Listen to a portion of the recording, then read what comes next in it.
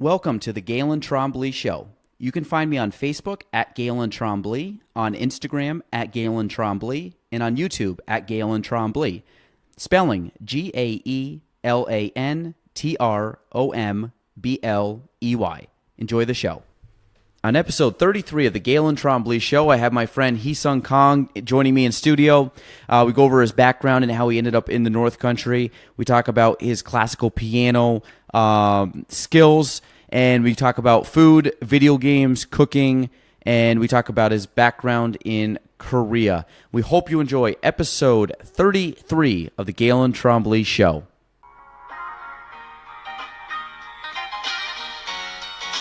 Welcome to the Gaelan Trombley Show.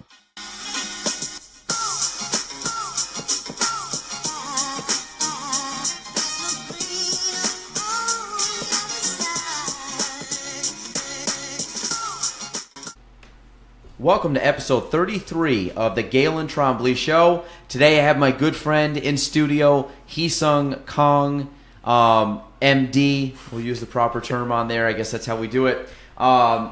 Me and Heesung met a few years back now, and we've been good friends, and we've had a lot of we've been on a trip or two together, and have had some good times, shared some good meals. He's a good friend, and I'll just let him take it away from there. So Heesung for people, and the other thing too, I'm gonna probably call him Sang throughout this. That's our nickname for him. So Heesung is the formal name, but so Sang, give us a little background on how you ended up coming to Plattsburgh, kind of where you grew up. I know you've lived in a few different places, and kind of how you made your way up here. Okay. So obviously, if my name isn't a giveaway, I'm Korean by heritage. I was born in Korea, and I lived there until I was in the third grade, and so that's when I came to the United States. We settled in New Orleans area. My parents and my grandparents, we all just kind of came on Delta. I remember that flight. It was a long ass flight. Oh, can I say that? You can talk filth. Yeah. Okay. It was 14 hours. Oh gosh, it was a lot longer. Because I remember when we went from Seoul to Portland, Oregon, of all places, to switch planes there, and because my dad forgot to switch his clocks around, we missed the connection. So you guys were just sitting around for hours waiting for the 8 o'clock flight? I think we ended up staying in Portland, in the airport overnight. Then I remember. Then there was another connection to Dallas. Then I think it was Dallas, maybe Houston. And then we landed in New Orleans. And so that was back in 1990. So I grew up in New Orleans area. Excuse me. And then I went to college in Maryland, in Baltimore, Maryland. I lived there for several years, and that's when my parents passed away when I was in college. So I took a few extra years to sort of gather myself, work, and whatnot. And then I went to medical school in New Orleans again. And then from there, I went to do my further training, internship residency in New York City. And after that was done, I was kind of looking for a good job, a good well-paying job, and so I ended up in Plattsburgh at CVBH, and so here I am. Okay, that's sort of like the nutshell, me in a nutshell. Okay, so actually, I'm going to have like a whole list of stuff I want to talk about by the time we're done with this.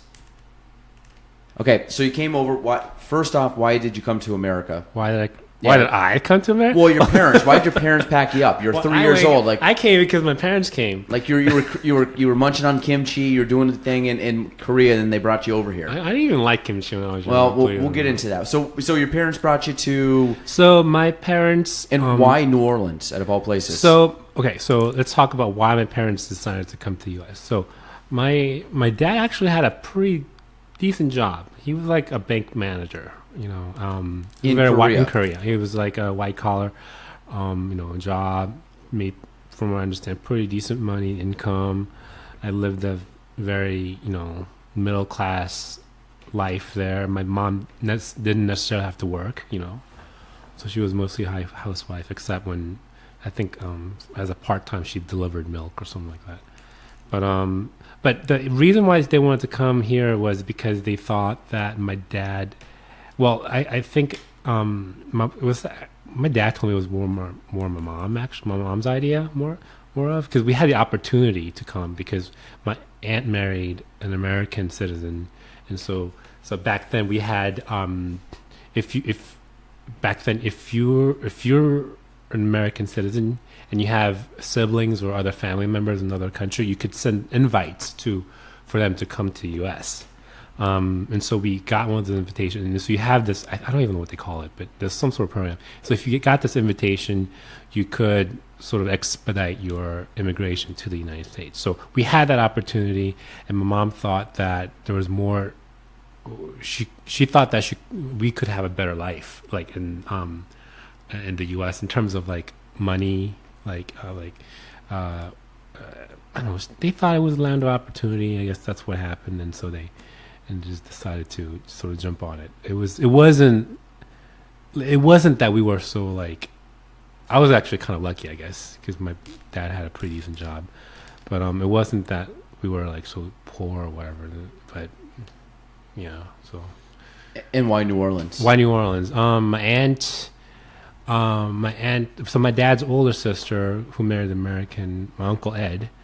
So they, I think, originally were living in Dallas area, but his job, my Uncle Ed's job, got transferred to New Orleans. And so when we came to the U.S., we wanted to be near family. So we ended up moving where my aunt was, which was New Orleans. My grandfather did this too, but back in, the 40s maybe, 50s, and he came from Ireland. But anybody that comes, packs up and moves to another country, to me, I mean, like if you were to pack up now, and you've done this before, and you're getting ready to do it again, like moving to different parts within the country is one thing, but like to move completely to another culture, like for you, moving to the United States was totally different than living in Korea.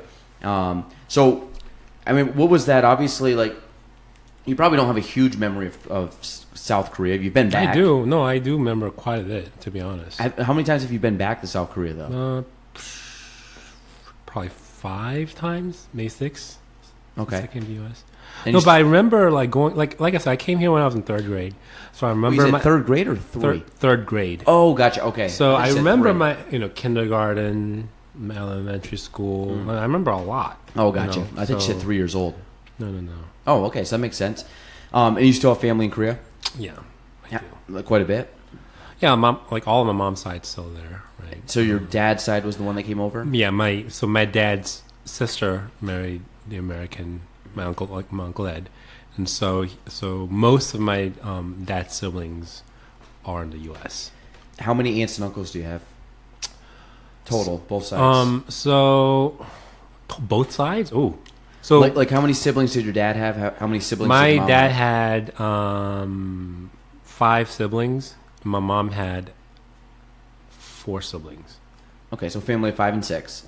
That was the same as mine. And okay, so how many have moved to the States? Among my dad's, also only my dad's side. 1, 2, 3. 3. Those 3 other siblings moved to the United States. And one of them died when she was younger, and I only had one uncle who decided to stay in Seoul. And they're in Atlanta now, right? No, or Dallas. They're in Dallas, Palm Springs, California, Atlanta, Virginia. They're sort of all over. Yeah. So you went to New Orleans. Grew up. Were you were just outside the city though, right? Like suburbs. In and out. Yeah. Well, we excuse me. We lived in sort of the suburbs. We worked in the city of New Orleans. I live in the city of New Orleans too. Okay. For med school and. So you went from New Orleans, and you ended up going to Baltimore. Where'd you go to college? Went to Johns Hopkins. Okay, and that's kind of like the big deal college, right? Is it not? Are you like? Yeah, I mean, it's a like, good what's school. better than Johns Hopkins? I mean, I've heard of it, so obviously it's a decent. It's a good school. But is it for medical though? Oh no, I was pre-med. My major was biomedical engineering. But is Johns Hopkins primarily a pre-med school? No, I mean it's known for its medicine, and medical program is huge. It just overshadows a lot of the other things, but it's a solid, all-around university. Is it right at Baltimore? It's right in Baltimore, yeah.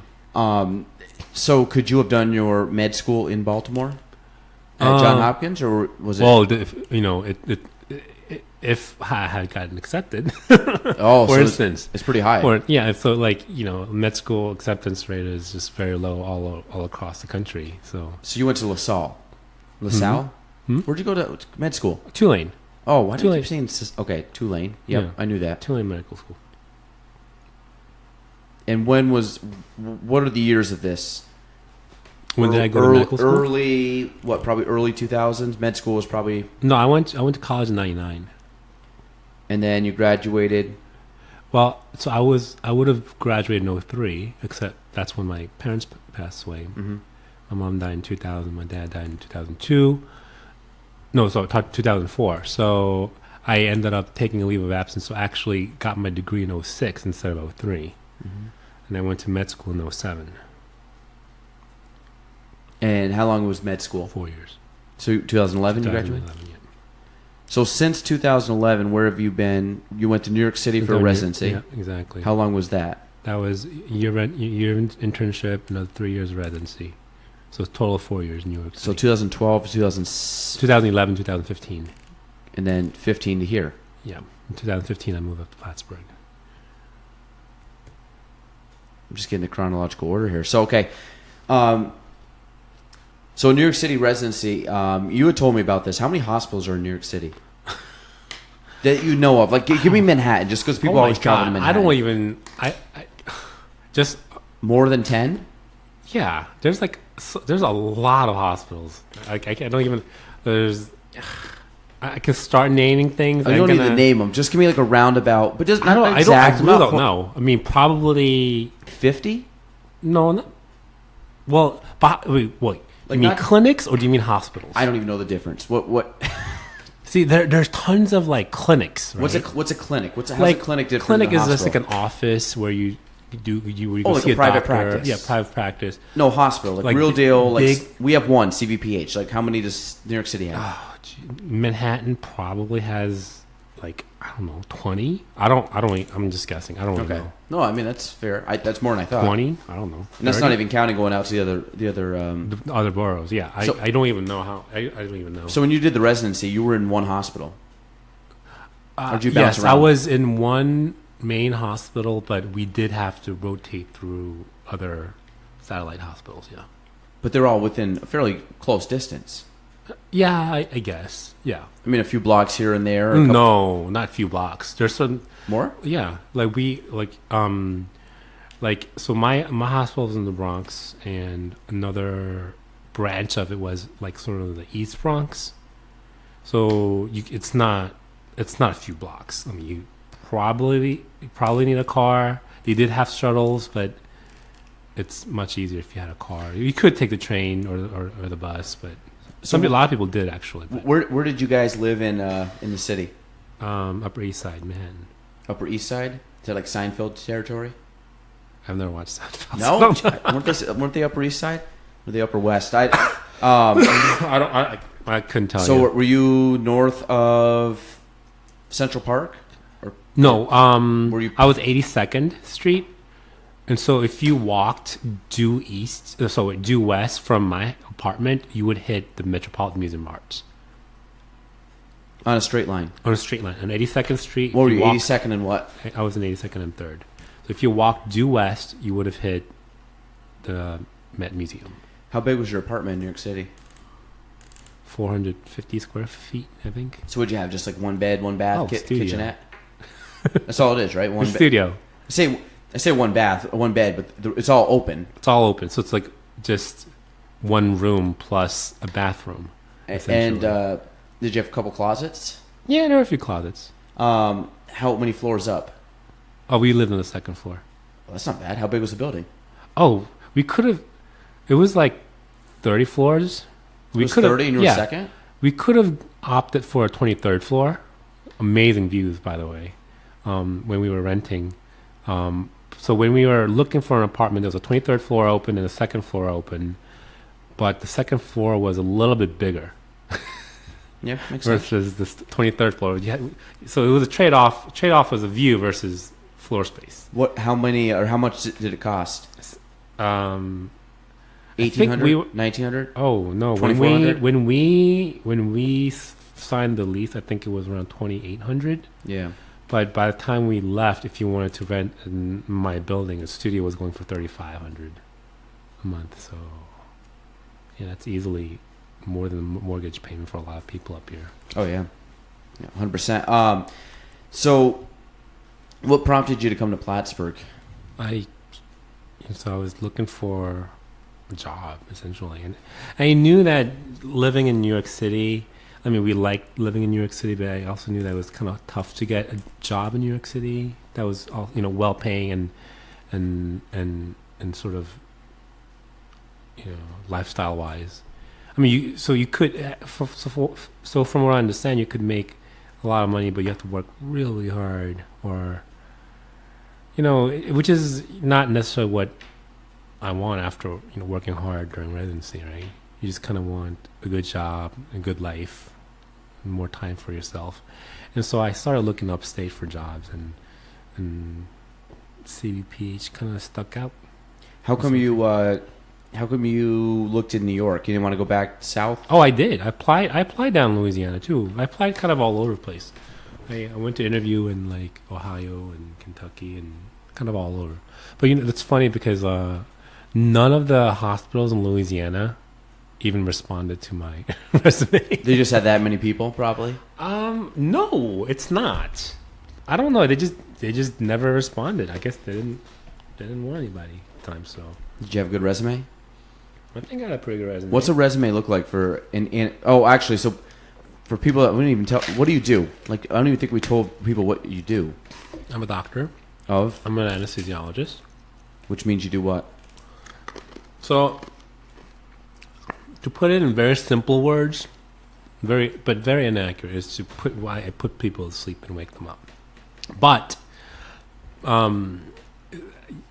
it's more along the lines of perioperative specialist. In other words, I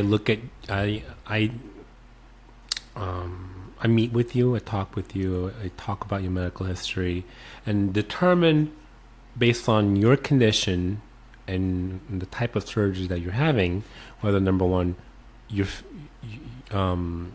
determine the risk, sort of whether you can tolerate this kind of surgery, and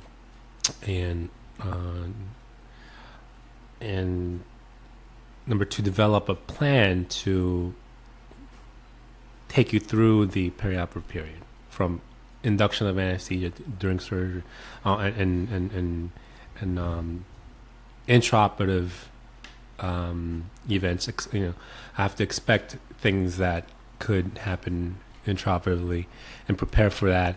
And then at the end, I have to try to wake you up in one piece, sort of, without having any adverse effects. And so I have to plan all this stuff out before you get put out, sort of. So I'm not just I put you out and I wake you back up. I have to plan all this out and make sure I do this safely. So obviously there's a lot of math that goes into this because you're talking math, right? Yes, yeah, but you're talking like dosages and weights and times. Yeah, those are simple math. It's not like complicated math, but So for the most part, the ranges are fairly easy to find. Like if you, I know you're putting someone down, but it's not like you get to the point where the numbers are so exact that they have to be like a certain amount of liquid has to be to the point. It's like 2 to 3 is fine. It's not. I mean, there's a range of doses that we use. of course, you have to be fairly accurate in terms of like you don't want to give 10 times the amount of drugs that's recommended, right? For instance, right? And so you can't make those kinds of mistakes. But yeah, you have to be somewhat cognizant of how much you're giving people and everything. So when you give someone anesthesiology, like I remember going into a surgery one time, and I remember getting placed off of the rolling table onto the actual surgery table. Like I remember like waking up just enough to like kind of realize that I was getting off of the cart or the stretcher or whatever they roll you out on, that I was getting up onto the table, and then I just like, it was a split second, and I like was knocked back out. So like I came out of it for like maybe a second and a half to 2 seconds, just enough to kind of realize like I was getting off one, I was leaning on the other, and then I kind of what kind of surgery did you have? I was having it was a minor surgery. It was like a deviated septum, sinus, polyp thing. Okay, so they gave it. You had general anesthesia. Yeah, it wasn't. I don't know the terms. You have to have. Yeah, but it wasn't anything crazy. But I had woken up just enough to get on the table. So like most of the time, though, when you're getting anesthesia, you're out, right? Like very rarely is someone waking up through that process. Well, okay, so in general, if you're super nervous or if you're super nervous type, then we give you a little pre-medication to try to help you get calm and relax. A little drunk, to be honest. And so that happens as you're being rolled into the operating room. And once you're in the operating room on the stretcher, we ask you to move over to the main operating room table. So I think that's what you might remember. Yes. So you might have gotten something preoperatively before you came into the operating room. But that's not. But you weren't knocked out for that. So they could have given me more stuff while I was on the table that I didn't know about. Oh, definitely. Oh, okay. Because that in itself isn't enough anesthesia. Obviously, that's. I remember I was laying in the cart. The guy came up, started talking to me, and I could feel he put like it into basically the top of my hand. IV, yeah. And the IV, and I could see like you could feel it going up through your veins. It was like a cool, liquid. Or a cool sensation, and it went up, and I just remember kind of sitting there, and he's talking to you, and you're kind of nodding, and all of a sudden you just like are slowly fading in and out, and then you're out. You're out. Yeah. I haven't had many surgeries, so I haven't been put under that much, but that was one, and then I remember waking up out of it, and I just remember being like very disoriented, and I don't remember. I was fairly. I mean, I was in high school, I want to say like maybe 9th grade, 15 or so. And I remember waking up and I was like freaked out. I'm like, where am I? Because my mom, I think, was there, but I wasn't like, I was kind of like oblivious to what was going on. Yeah. And obviously I wasn't really in pain, but I think it was just kind of, it was like a weird sensation that you didn't know what was going on. Right. And then I remember talking to my mom. I'm like, hey, are we, like, oh, the surgery just ended an hour ago, whatever. She's, no, you've been in here for like 3-4 hours. Meaning, by the time I actually came out of anesthesia or the anesthesia and was able to, I think, leave from the surgery, it was a solid 4 or 5 hours. Yeah. And I just remember wherever I was at the time, but like it, for that to wear off of me, because obviously you guys, if the surgery is supposed to take 2 hours, you give enough anesthesia to get past. What, probably to 3 hours as a safety net? No. We anesthesia nowadays. We just stop giving you the anesthesia, and then you wake up. And so this whole time you're just pumping anesthesia in to keep them down. Usually gases is what we use. Like the laughing gas. That's one of the things we can use. Yeah. But yeah, after you go to sleep, we give you gases to maintain the anesthesia. It doesn't have to be gases, but gas is one of the things that we use. And at the end of surgery, we just stop giving you the gas and let it kind of wash out of your system, and then you wake up. So it's not, and generally nowadays the gases wear off very quickly. And so if you were disoriented for a period of time afterwards, it's just you might have had extra pain medication, or maybe you had extra things that you didn't know about that just made you groggy for longer. Like when I had my surgery, I had my surgery in college, my ear surgery. I don't remember waking up until the nurses were like really badgering me to wake up and get dressed and get out of here. That's the first memory I have. What's why does laughing gas make you laugh? It doesn't make you laugh. We just say that.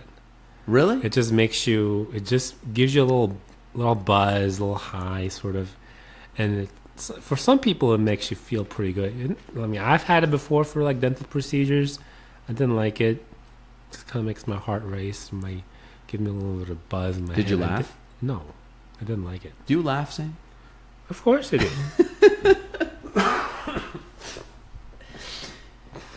You're always very calm, cool, and collected. Not always, but so what made you want to get into anesthesiology?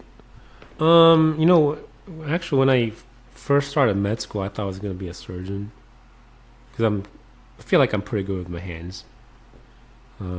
Delicate movements, whatnot, fine motor skills. But I noticed that during med school, surgeons I felt were very difficult to work with. At least where I trained, they were, what you might call like malignant. In other words, they might just yell at you for no reason, or they might just kind of really just, sort of trash you just because they could. And it wasn't the best environment to be in, and I didn't want to be training under these kinds of people for the next 5 years or whatever. And so I don't know, I was sort of wandering because I didn't like internal medicine. I didn't like OBGYN. I didn't like pediatrics. And so I was like, wow, what am I going to do? So I thought I was going to do radiology. And then I had to just by chance I needed to do like a 2-week elective on something. And so I chose anesthesia. And I did it, and I was like, wow, this is amazing. To me, like, it kind of reminded me of playing video games. I know you don't really play a whole lot of video games. But it's kind of like you're seeing this person, you're seeing their vital signs, you're seeing the monitors, you're seeing all these things, screens around you. And depending on the patient's condition, you have to be able to pick up on certain things and give the appropriate medication or do the appropriate maneuver to try to steer them in the right way, So it's like seeing something and responding to it. So it's kind of like hand-eye coordination almost. It was sort of like playing a video game too. So I thought it was very fun. So what video games do you play? Oh, growing up, all kinds of stuff. I mean, role-playing games, fighting games, adventure games. I mean, like, whatever. Like, what systems were you guys, like... When I was a kid? Like Nintendo or yeah, like PlayStation? Nintendo. Like, you played, like, Super Mario Brothers, right? Were you more Nintendo or PlayStation?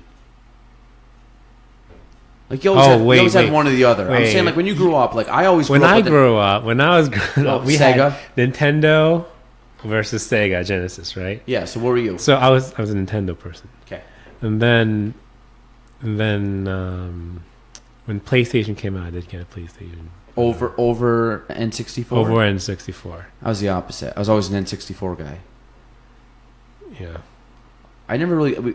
I played PlayStation. My friend had PlayStation, but I didn't like it. I don't know why I didn't like it as much. I think PlayStation back then was more geared towards older gamers, and Nintendo was geared for younger gamers because it had colorful graphics. It had, Mario games, Mario Party...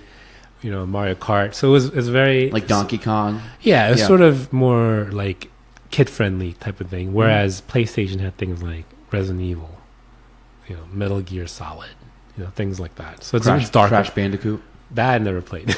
But I think... So in late 90s, I think... so that's where the divergence happened.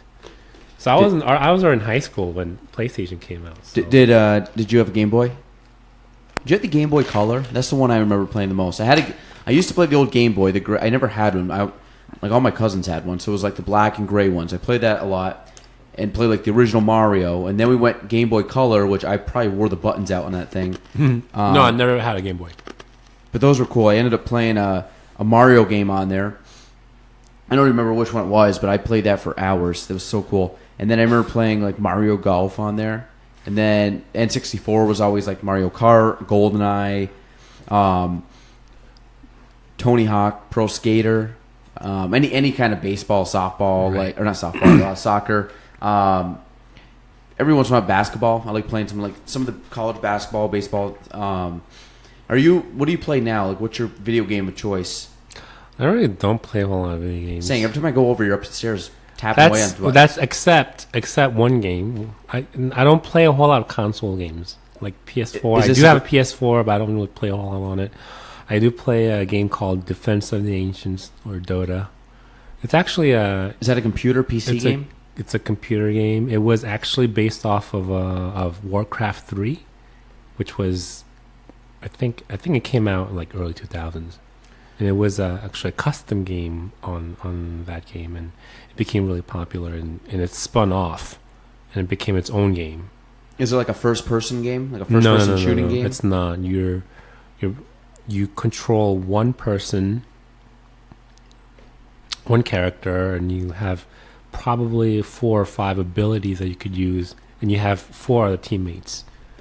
It's online, so it's 5 versus 5. So you have like a team of people or friends that you're playing with and messaging. 5 versus 5, yeah. Or on your mics. Do you know the people?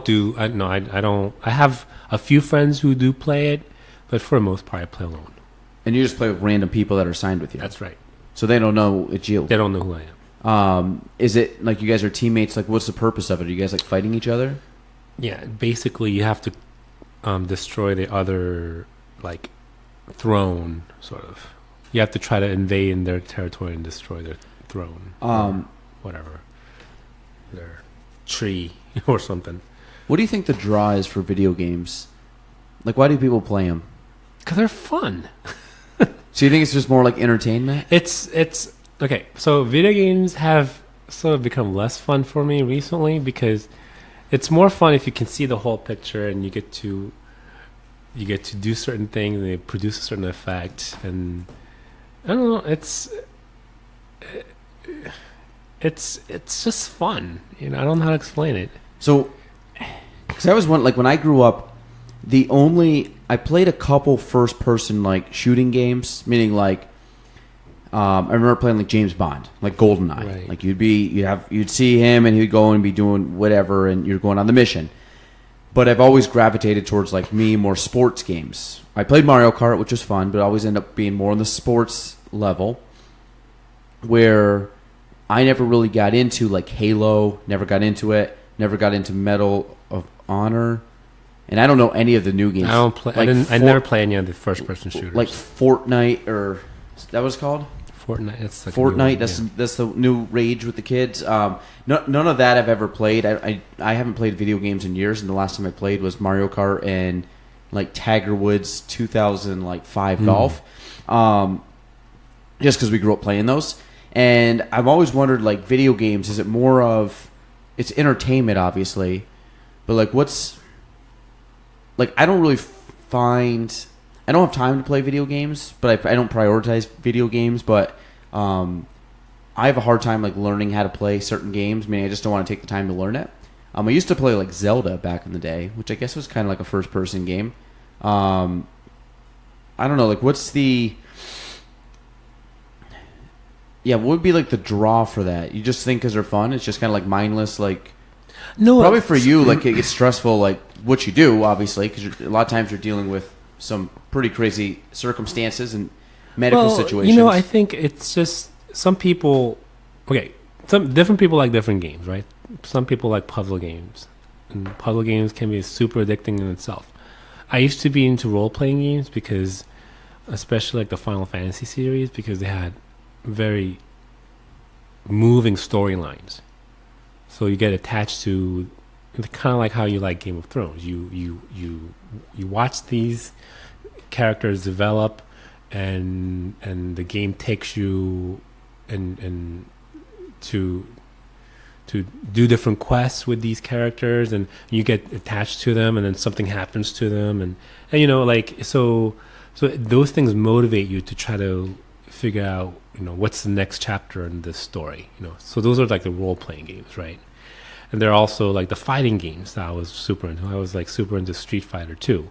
Mm-hmm. Me and my friends, we used to play Street Fighter 2 all night, trying to kill each other. I mean, it was fun in that you get to sort of, relish in their defeat. It was, I don't know. It's there's so many different reasons why video games are fun. I think when I had fun, like we used to play like with a group of guys. Like I say Mario Kart because everybody knows what that is, and I love playing that. But you'd always play with like friends, and then you'd play, like I said, most of mine were sports games or like the James Bond games back in the day, and you'd put like 4 guys against each other in like a multiplayer. That was fun. I think part of it was like, you could razz on your buddies if you beat them. But right. I mean, I used to play video games as a kid. I remember, God, like Zelda was a pretty cool game. It was almost kind of like a fantasy kind of deal, yeah. but that's still popular, right? Still very popular. Yeah. This was like the Ocarina of Time. Yeah, Ocarina of Time. Yeah. Ocarina. What is that? I don't know. That's a flute. It's a type of flute. Is it a real thing? Yeah. That's like a real type of instrument? Yeah. Okay. I didn't know if it was like a made up thing. It's kind of like the little flute thing he plays with like the fairies or something. Like Tinkerbell. It's a real thing. I think it really exists. So when did you play? For people that don't, a lot of people probably don't know this about you. You are a very high level classical pianist. Can I say that? You're probably modest and say you're not high level. I'm a pretty good amateur pianist. That's correct. You think you're amateur? I mean, I'm not. I don't do it professionally. But could you hang with some professionals? You're reading the same music, saying if I decided to ditch everything and say, you know what, I'm gonna really make this thing work, and I practice several hours a day, yeah, I could probably become a professional pianist. Okay, so but I don't have that kind of motivation, because I do it for fun, and but you're a high level. If it's a hobby of yours, you are an extremely high level. That's an extremely high level hobby. Okay, I would say. Okay, well, thank you. Okay, so anybody's I will watch him play, and it's like he's reading a book of music. Of course, I kind of tried to learn, which to be honest, I spent like 2 weeks on it. But you're like reading all these notes, and your hands are just kind of flying all over the keyboard, going to the side, going louder, going softer, playing all these different random. I say random, obviously they're on your sheet music, but I mean, you're playing some songs that are 5, 6, 7, 8 minutes long, right? Oh yeah, some of the concertos are easily 40 minutes long. 40, the same song? Yeah, like and they're basic all different. like a concerto being you're the solo instrument with a symphony orchestra. And so there are some pieces that'll easily go 40 minutes by Beethoven or Chopin or whatever. A 40-minute song. Does it repeat? Is there a Piece. lot of piece? And yeah, song like yeah, song has words, right? So they're pieces. So what's it called? A sonato? Sonata. Sonata is just S-O-N, right? S-O-N-A-T-A. Sonatas. Well, sonatas can be long. Some of the sonatas can be long. What's the other terms? There's sonatas. There's what are other like? What's the sonatas describe? So sonata is as opposed to cantata. So cantata is like something to be sung, right? Okay. By voice, right? Obviously, versus sonata is something to be performed on an instrument, to be sounded. Sonata. So they're usually solo works of music for a specific instrument, and some of those piano sonatas can be quite long and difficult, and often there are showpieces. And even one like Beethoven sonata can easily go for about 30 minutes. Is he the most famous composer, or is it Mozart? Probably Mozart. Well, probably most everyone has heard of Beethoven or Mozart, right?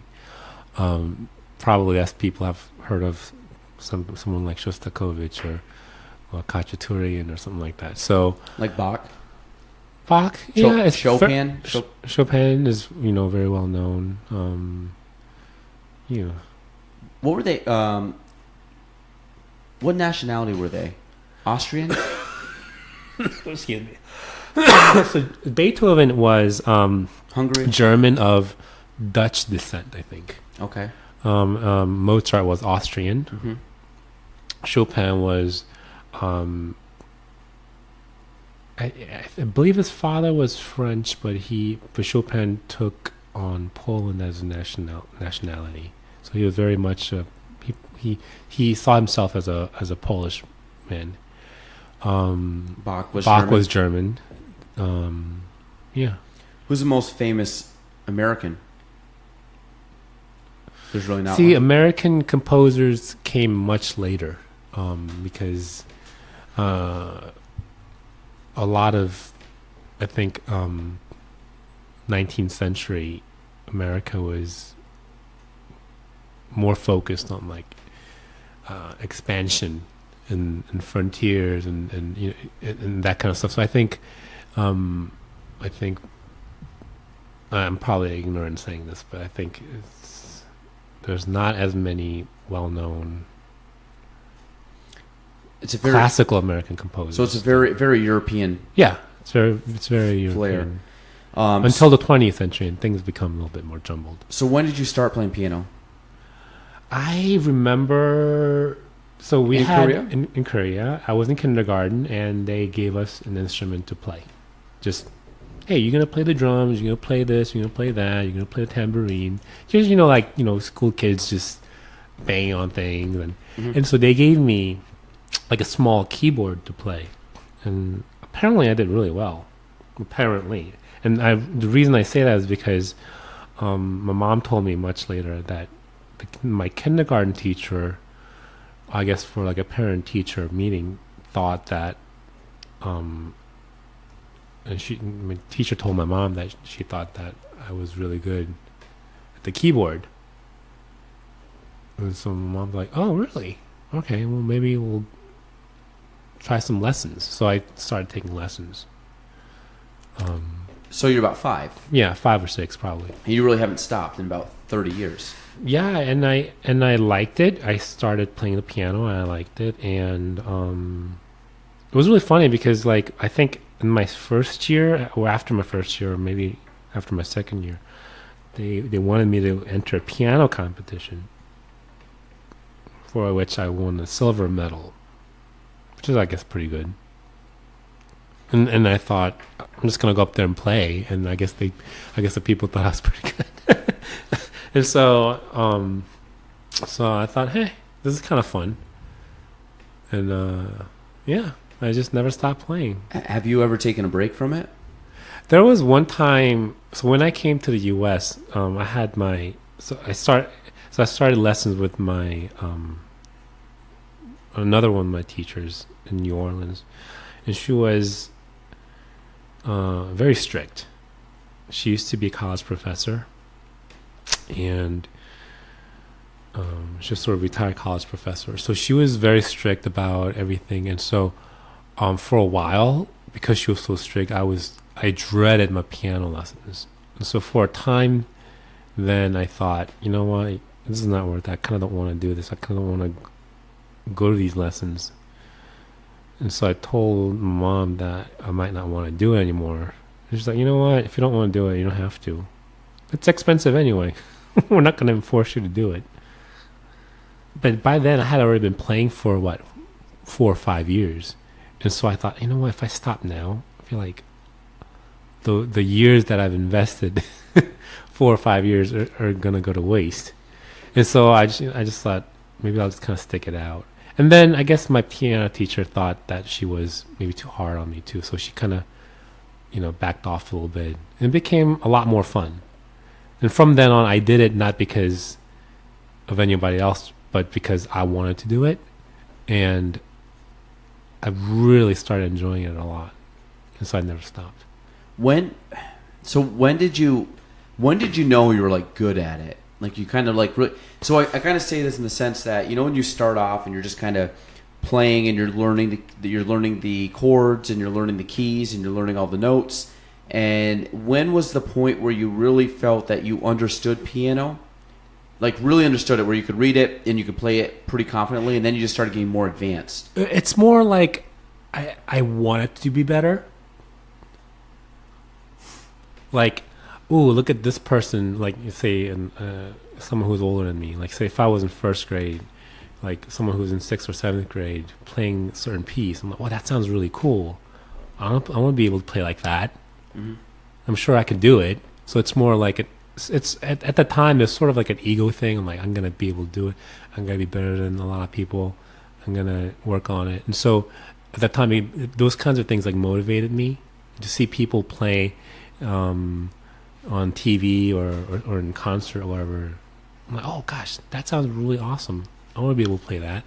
And so when I sat down and try to play things like that, you work on it obviously, and then you get better at it.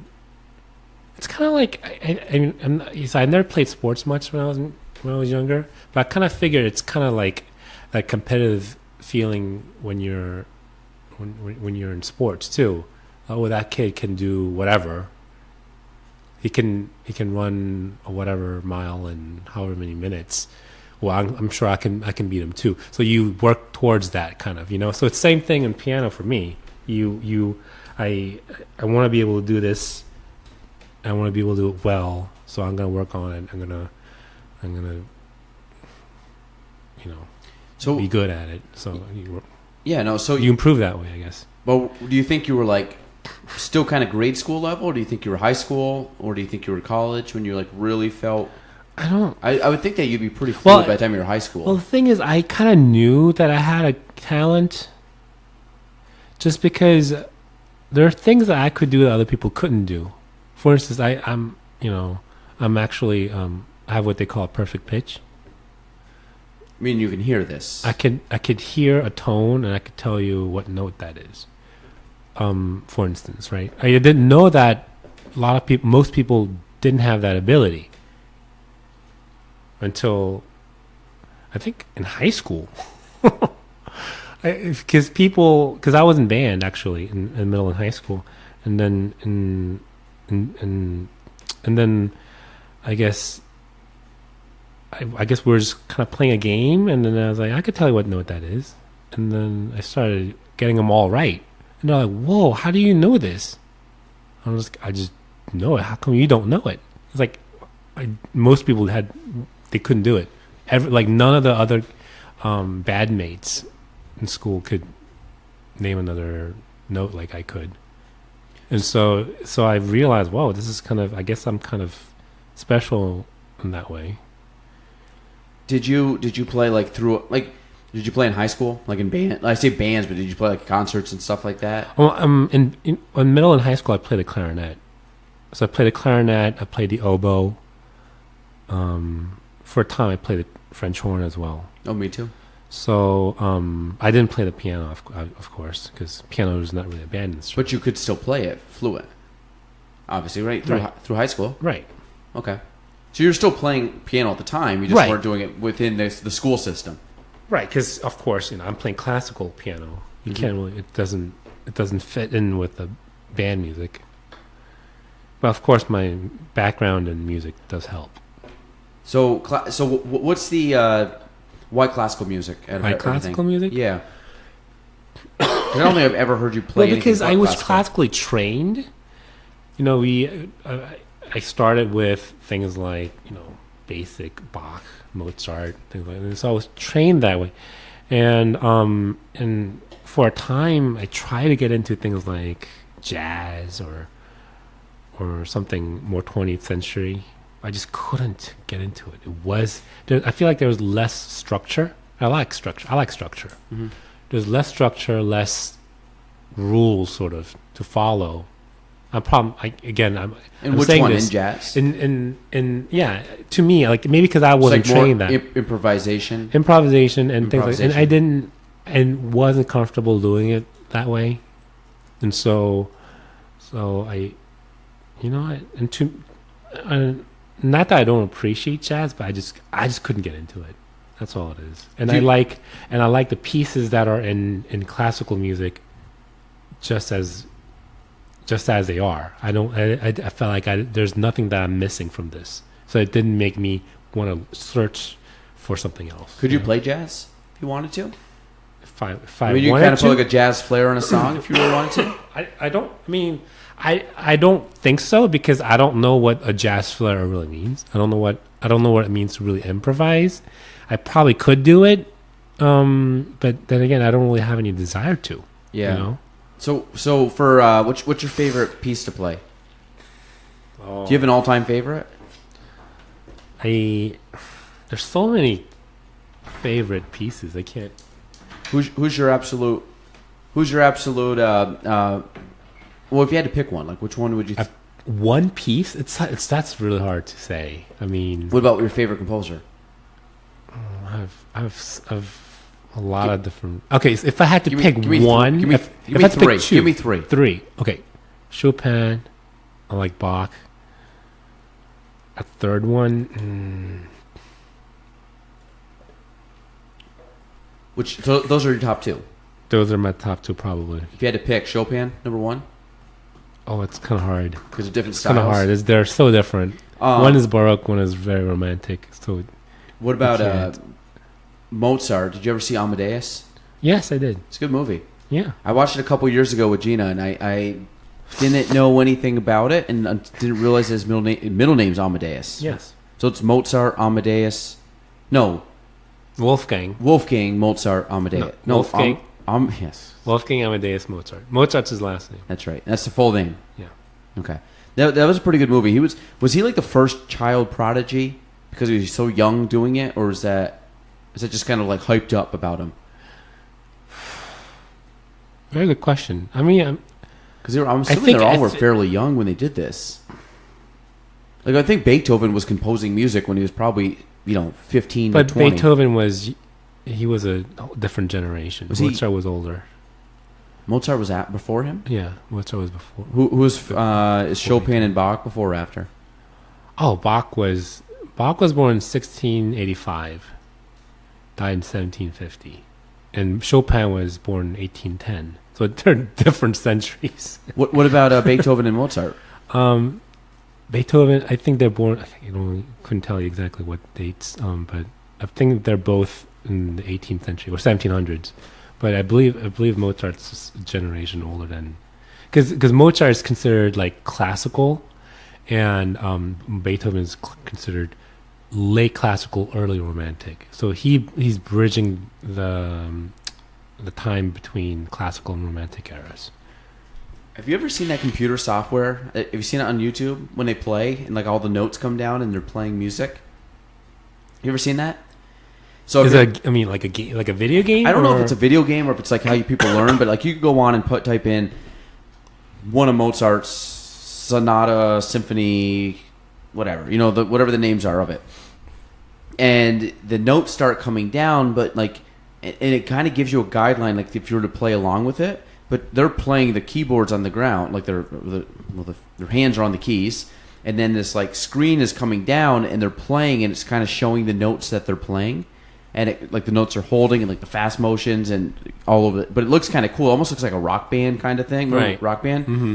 So it kind of has the same idea, and I'm sure it's some kind of computer software that you hook up to like an electronic keyboard. I've never seen that. That's kind of interesting. If you go on like here, as we're talking, I'll bring it up because it's pretty much on any YouTube if you can find it. Let me see. But that's what reading music is essentially. Yeah, but it's not. You're not reading music. You're reading. It's literally like reading. No, but that's how. If you know how to read music, that's basically what reading music is. So you have these notes that have to come on at these times, and you have to hit them at those right times. Let me see.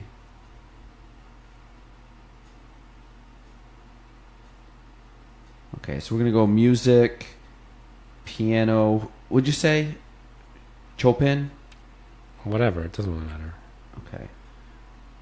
Whatever composer has it. And then I'm gonna say like music. I don't know. Chopin music. I don't. Sheet. Okay, that right here. Who's that? That's Mozart. That's a pretty. Can I take a look? I'm gonna skip the ad. Oh. This right here. That's Chopin. But you see how the keys are going, and you can have it's all color coded, and you've never seen that? I mean, that's like a video game, like Rock Band or Guitar Yeah, but Hero. I don't. Is that an actual video game? Because I've seen this on a lot of them. So I think that's actually a video game. That's a video game. With this? Yes. I'm not sure if this particular thing is a video game, but they have video games like that for piano. Because they they have have for piano. Rock band. This is what they're playing. Piano. Rock band's like drums Guitar Hero. Oh well, I don't know if they have one. Or Guitar Hero. Guitar Hero. I'm not really sure if they have one for classical piano. But I think this is probably some type of software that you plug into like the keyboard. Yeah, I mean, I can imagine that it could be available for keyboards. Is C3? What's that called again? Your middle C. Middle C right here. C3. There's a button that says C3, unless that's just telling you where it is on the keyboard. Oh, as like a reference point. Yeah, I mean, is this?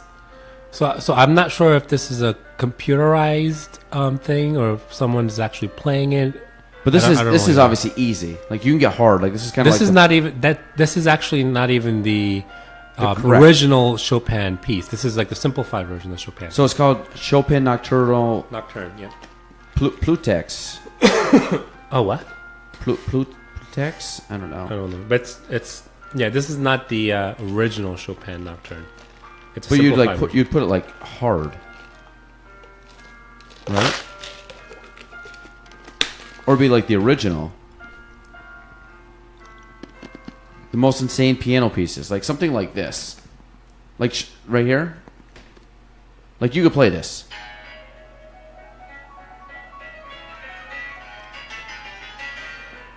Right. You could play that. Right. Like you're following all this right now. I mean, but you can't. It's easier to read the music. No, I know, but like I'm saying, like music-wise, like I've seen you play this fast. I mean, how many notes is that right there? That's a lot. Hundreds of notes that have just flown by.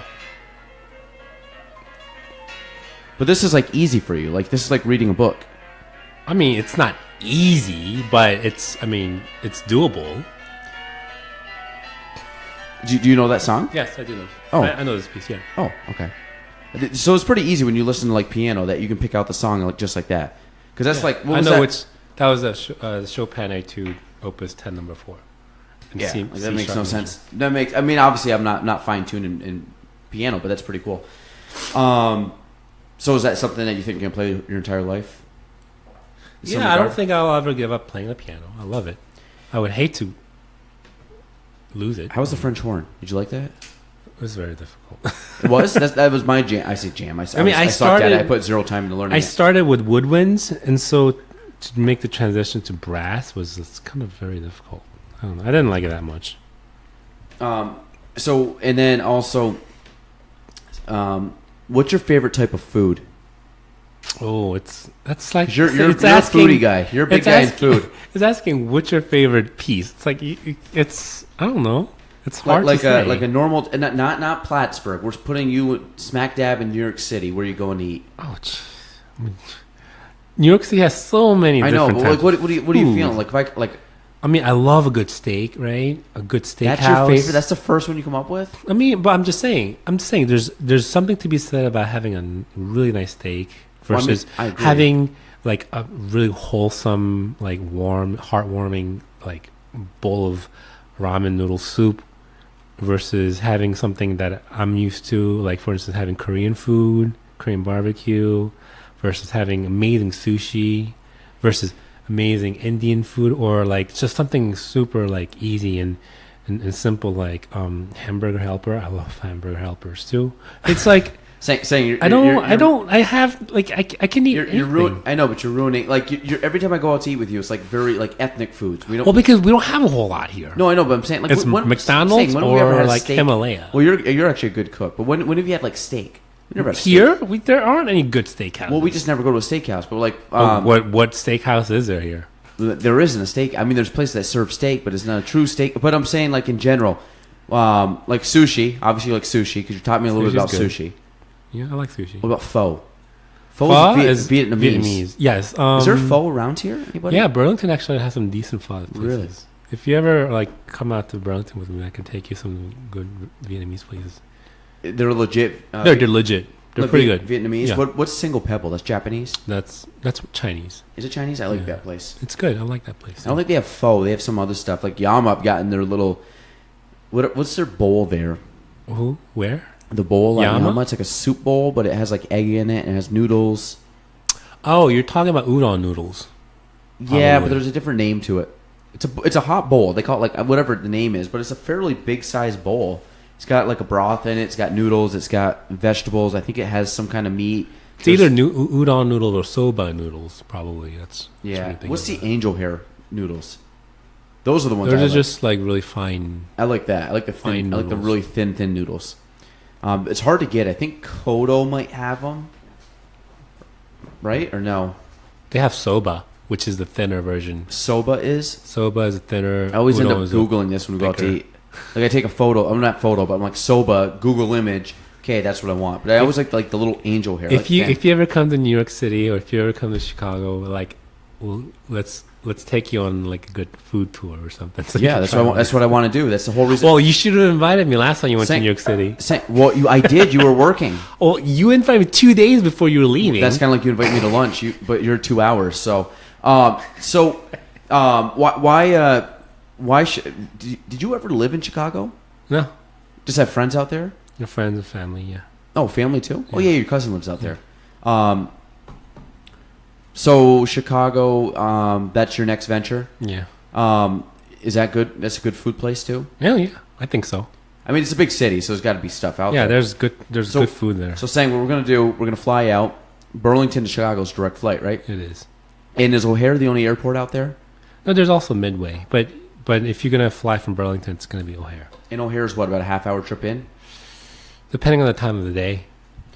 Because when we drove out to Wisconsin this past year, we drove through Chicago, right. But like whatever that main road is, was it 95, 94, 95? 90, probably. I don't know. Well, I-90 kind of turned, whatever. 94, I think 90 becomes 94. Yeah, something like that. And we went through, it was like pretty hectic, but it was kind of cool, but Chicago's a big place. It is. And I didn't realize that Chicago, southeast Chicago is on the Indiana-Illinois border. I didn't know that. Yeah. I always thought Chicago was a little more farther up, but it's right in the bottom corner. Yeah, Chicago, like greater, like I think people even commute from Indiana into Chicago. Oh my God, yeah. I mean, I remember looking at Google Maps when we went through, and it was like Indiana border, and you could see the suburbs of Chicago were like in Indiana. Exactly. And I think there was a couple spots. I want to even say like part of Chicago is in Indiana, the city limits. No, I think Chicago is strictly only in Illinois. Yeah. Okay. Well, but I think I know what you mean. That it's like the development spills into Indiana, kind of like how New York City spills into northern New Jersey, sort of. Yeah, like Hoboken and things like that. and Jersey City, people commute into New York City. So that's kind of a similar idea, I think. So I've never been to Chicago, but like I said, we went through. O'Hare was a little farther out. Busy airport. I've flown into O'Hare before, but never visited Chicago. I would like to go out there. You guys don't move to the fall though. September, yeah. Shoot. We're gonna be going out. Oh, you know what we should do? Go to a Bulls game. What game? A Bulls, Chicago basketball, round ball. Oh, I would love to go see a Cubs game. Well, they're playing all summer, right? Yeah, I know, but I'm not going to go out in the summer. But I'm saying like in the fall when you live there. But they're going to be. That's like unless they're in the playoffs, that'd be cool. That would be right. Fly out, see a playoff game. I would go see a Bulls game though. I don't want to. We drove by the White Sox. I have no desire to see the White Sox. I'd want to go to Wrigley. What's the? I don't care about the Bears. I don't care about the Blackhawks. So it'd be Chicago Bulls. I think would be cool. And then I think it'd be good. What have you ever been to? Was it? What's the big steakhouse there? Oh, there's so many. So the big one, like the famous one. I don't know. I don't know if there's a famous. Gibson's? Oh, Gibson's a good one. Yeah. Is that the famous one? I mean, it's one of. Is the that the one where ones. Michael Jordan went? You always go. I don't know. Michael Jordan has his own steakhouse in Chicago. Now he does. What's it called? Michael Jordan Steakhouse. Have you been? No. I mean, Chicago is it's an amazing place for steaks. There's great steakhouses like all over. It's kind of different from New York City. So if we're going out, you'd want to go to a steakhouse. Yeah, I'll take you to a good steakhouse. What about a sushi or No, because Chicago is in the Midwest, so everything is flown in. so it's not So good. It's not sushi is That's not more of a that city? great. so if we go back to New York City, you'll fly in and have some sushi Yeah. with us. Yeah, if you go to New York City, I'll take you to some amazing sushi places. Less so, I think, in Chicago. Although you can get some amazing rolls and things like that. But I think for like just amazing fish, it's hard to get in Chicago. What about Korean barbecue? I mean, What is Korean barbecue compared to normal barbecue? What's the difference? Korean barbecue, you cook usually at your table. So imagine sitting in front of us, there's a table, right? But in the middle of it is cut out for a big grill, Mm-hmm. and so they bring out the marinated meats and you cook it in front of you, and then you basically it's a communal thing. You eat it with your friends and family, and you're talking to there's a bunch of side dishes all around the table. And so it's a kind of a unique experience. Are you cooking the meat yourself? You're cooking the meat yourself, yeah. So you're doing the work. Like you're going in, paying for meat that you're cooking. Is it expensive? It can be. So But some of the better cuts. But they're making you cook it. Do they have somebody watching over it? What do you mean? Like you got You're the watching it. You have to make sure that you're not burning your own meat. I know, but like how do like people don't know what they're doing? Do they have people that kind of show them what to do? So if you've never done this before, the servers will cook it for you in front of you. But most Koreans or most people who are familiar with this type of restaurants, they will cook it themselves, and it's not that hard. They give you tongs and everything, so you just kind of flip it and everything, and you think, and these things are thinly sliced, so it's not like a thick piece of steak. Oh, you so don't it know. cooks quick. Yeah, it cooks in like 45 seconds per piece, and so each piece is it's tiny, and so you cook it and then you have a bite. What goes with Korean barbecue? Like what sides? Oh, When you go to like Brazilian steakhouse, they always have like the cold salad bar, Right. And then you get the meat. well, I think you should if you come with me to a Korean restaurant, I'll show you, because Korean food is based on, of course, the rice, but it has a lot of different side dishes, pickled vegetables, lots of different vegetables. There's some soups, stews, and so these things all come out at the same time, and so you have a lot of different things to choose from. Obviously, Is Korean barbecue like very authentic in Korea, or is it kind of more commercialized over here? oh no, it's very authentic. Like that's like a normal like meal that you would have back home. No, This is a special occasion. Meat has always sort of been only for a special occasion, but now that everyone's wealthy and they have money and they want to eat out, it's become a lot more popular, obviously. So it's more like a delicacy meat. Yeah, like there? when I was in Korea, for instance, we had Korean barbecue maybe like once every like 3 months at a special restaurant, and usually it's a special day, birthday or something like that. Is Korea a big fish country? Yeah, huge. Really? But Korea is not an island. It's kind of like an inlet. It's a peninsula. Peninsula. So yeah, we do have a lot of seafood and things like that. So that's probably a pretty popular. Like in Korea, like I would assume, kind of like in the Northeast, fishing. That's a popular what's called economic market. Like that's a big. Yeah. Well, what's the word? You know what I mean? Like that's a big industry within Right. Korea, is just the fishing and stuff right off the coast. It's not bigger than Japan, or no? Well, Similar? Japan is a larger country, so obviously, and Is then it's Really? Japan is definitely, even if you combine North and South Korea, Japan's still a larger country by land and by population. So of course they have a bigger industry, but Koreans there are a lot of fishermen out there. And you grew up in Seoul. Outskirts. The outskirts. How far is Seoul from? Is Seoul? Seoul or Seoul? It's actually pronounced Seoul, 2 syllables, Seoul, Seoul. but it's written Seoul. Seoul, so Seoul. So it's pronounced Seoul in English, like your soul, spirit. Soul. Yep. But it's supposed to have two syllables. Seoul. So if you go to like Korea, you're saying Seoul. If I go to Seoul. Korea, I would say Seoul. Seoul. Seoul. Yeah. How far is you said Seoul is close to North Korea, right? Yeah, not very far at all. From the border. Right? What? How far from north to south of Korea? Do you know roughly the distance in miles? Oh, from like one tip of Korea to the The other. most southern tip of Korea, South Korea to the border. It's maybe like 300 miles. I don't even know. It's not Okay, that so big. about like here to New York City. Yeah, probably. Okay.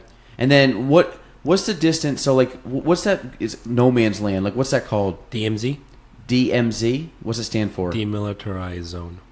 That's about 100 yards, 100 miles, No, I don't think so. Maybe 50 miles. 50 miles. Maybe. Is it 25 and 25? Like it's split in one side and the other side? No, you just can't go in there.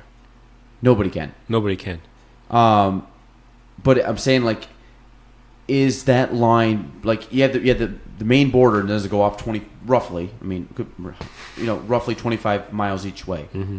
and then who can go in that? Nobody. I don't think anyone could. Like military, nothing. Nothing. That's why it's like called DMZ, demilitarized zone. You Like can't go in there. what is that made up of? What kind of land?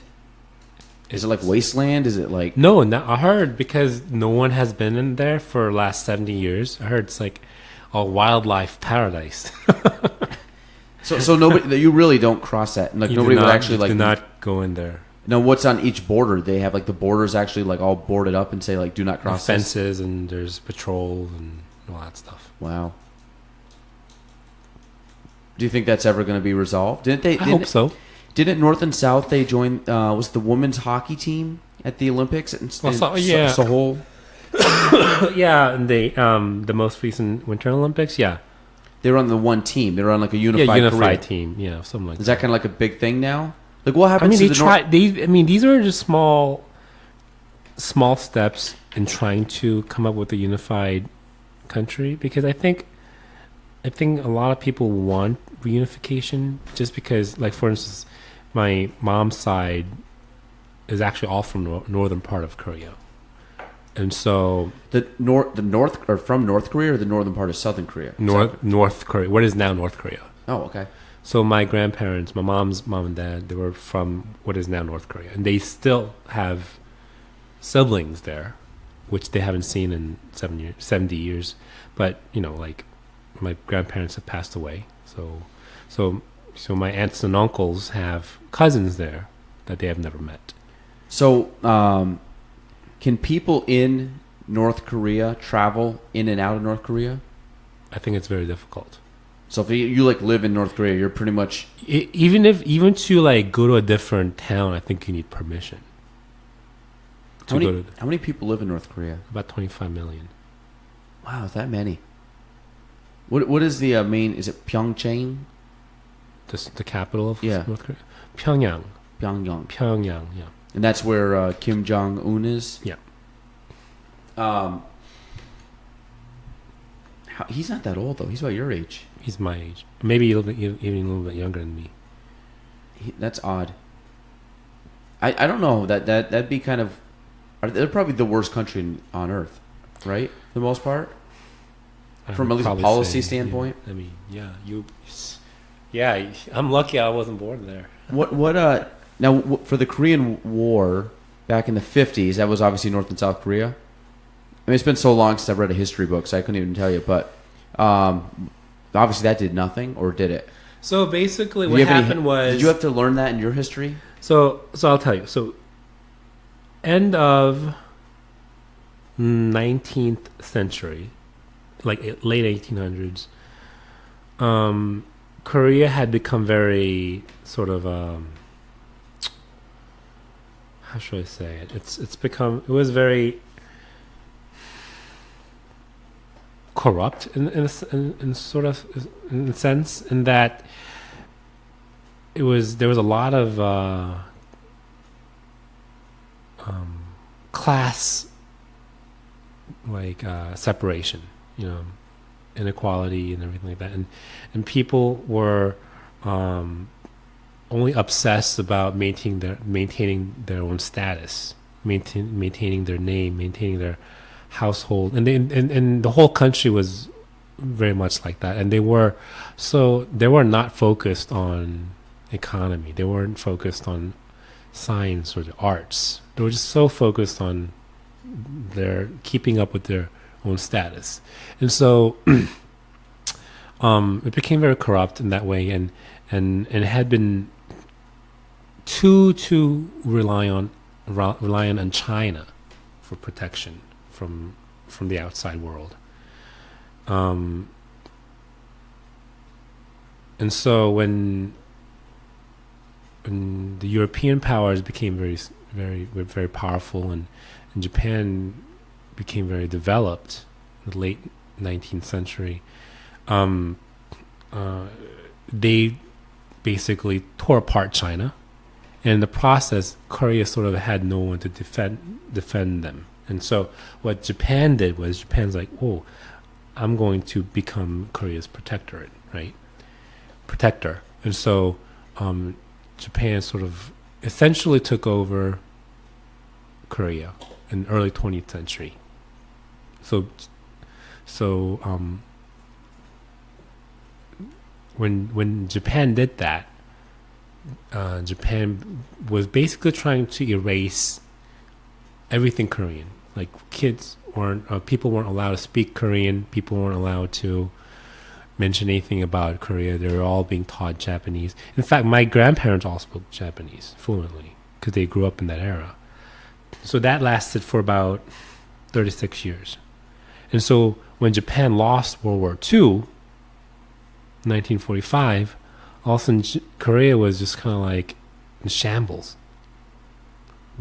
War had torn through it and everything. There's no leadership at the time, because when Japan took over Korea, they basically got rid of the royal family. And so, so in 1950, the victors of essentially the World War II, which is U.S. and USSR, was trying to influence these different countries, smaller countries around the world, to their own side. So whether it's capitalism versus communism, and so I think what happened was the Russians installed a puppet leader, Kim Il-sung, Kim Jong-un's grandfather, to become sort of like grooming him to become sort of the leader of Korea. And of course, U.S. Americans, we resisted against that because we don't want another communist country, and so that's why there was a big war. It was basically forces communism versus force of capitalism fighting against each other. And then after a 3-year very bloody battle, war actually, they decided, you know what, enough is enough. Korea is going to be divided into 2 countries, North and South. North is going to be closer to Russia and China, so it's going to be communist. The South is going to be closer to Japan and U.S., so it's going to be a democracy. And so that's sort of the long history of what happened. So they came up with North and South Korea after the Korean War? Yeah. Okay. I didn't know that. I mean, I might have known that 15 years ago when I took it in school, but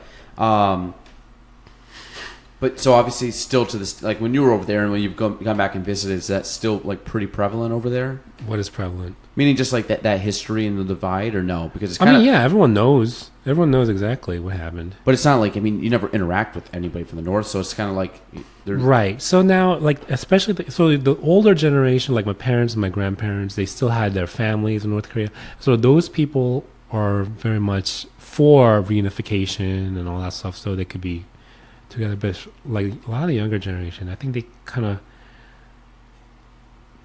think more realistically that it may not happen for a while. And I think also because of their thought process, they're less inclined to fight for reunification. Do North Koreans have Samsungs? No, like nothing. No internet. You live in a totalitarian state. It's like the government tells you everything what you can eat, what you cannot eat, when you can leave the house, when you cannot leave the house.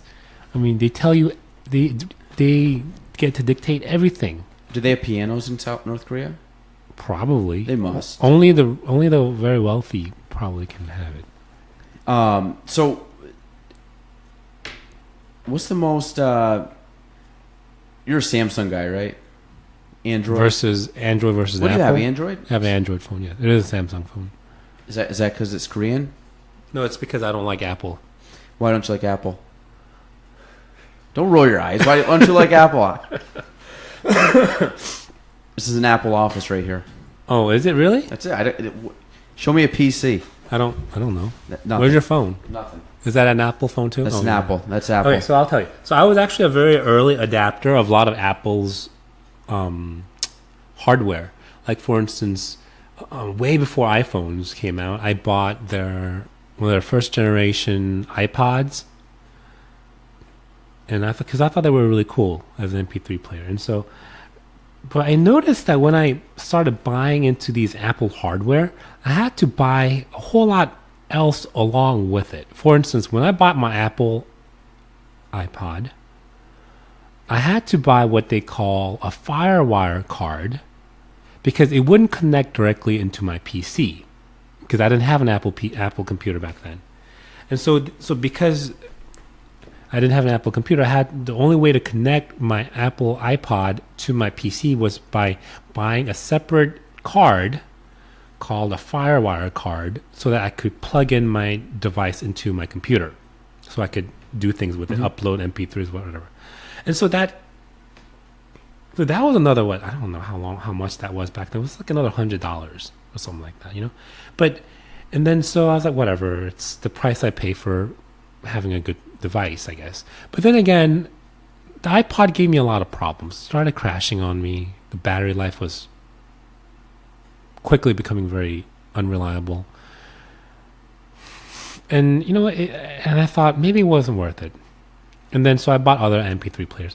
And then when the MacBooks came out, the notebook computers by Apple, when they came out, I was again one of the first people in line to buy those things. Were you in the city at the time? No, this was back in Baltimore. So it was 2000s, early 2000s, mid 2000s. And so after I bought the MacBook, the Apple geniuses, they plugged in. They were plugging all these all these other Apple products for me to buy. Like I wasn't sure, because I had this experience with Apple's incompatibility with PCs. I didn't know whether my new MacBook would be compatible with my current router. So I said, do I need a new router? Do I need to buy an Apple-specific router for me to be able to use Wi-Fi on my laptop? And basically, they lied to me and said, yes, that I did need an Apple-specific a router. So I ended up buying what they called an Apple Airport, basically another router, which was completely useless. Not useless. I didn't need it, but they still made me buy it for another $300 at the time. And so I find that Apple's always trying to upsell me things, always trying to try to get me to buy more of their stuff that wasn't necessary. And during my first year of ownership of my MacBook, everyone's like, oh, my MacBook's so reliable. I didn't have that kind of experience. My screen died. I had that replaced. My hard drive died. I had that replaced. Like everything kept dying on me, and I had it taken care of by my warranty. But just as my 1-year warranty ran out because I didn't buy the AppleCare or whatever, my CD drive died. So I took it to the Apple store and I said, how much is it to to repair this, because my Apple warranty is expired. And they're like, it's going to be about $400. Like, $400? Are you guys crazy? I mean, the MacBook at the time only cost about $1,000 for the entire computer. You're going to charge me, well, much more. Back then it was about $1,000. And they're like, and I said, are you going to really charge me $400 to get a new CD drive? That's kind of insane. And you know what the Apple genius told me? It's like, well, you know what, sir, if you don't want to buy it, if you don't want to pay this, you can go buy another computer. You don't have to do anything with this. And I said, oh, really? Is this the attitude that you're gonna have towards one of your customers. I was like, okay, fine. Never buy another Apple product again. So that was mine. And you stuck to your guns. Oh, I stuck to my guns since. I've never bought. And that's been 15 years? No, probably around 10 years, probably. So I've not bought another Apple product since. Because they were so arrogant and so untrustworthy. And pretty much, some of them have lied to me straight to my face. And I didn't like the customer service, so I said no more Apple. I'm not buying into the ecosystem. You buy one thing, you have to buy everything else because none of those things are compatible with what you got. You need the dongle. Whatever it is. You know what the dongle is? Yeah. It's like the thing to charge it now, right? Yeah. It's ridiculous. Apple is always like this, and I found that out. I guess I was kind of lucky. I found out early because I was done with it. I'm not going back to Apple again, or at least not for the foreseeable future. It's ridiculous. Saying very, very aggressive right now. I'm not very hostile. Well, you asked me why.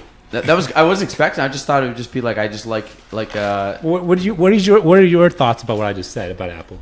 I don't. I mean, I'm indifferent. I like the simplicity. I like that a lot of people have it, and I like that it's. But easy. Do you not see my point of how Apple is being very?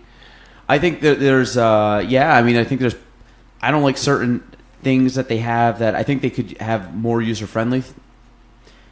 Pieces, things that are a little bit more compatible with a lot of stuff. But what about the fact that if you buy an Apple product, you have to upgrade everything else around you, and the fact that.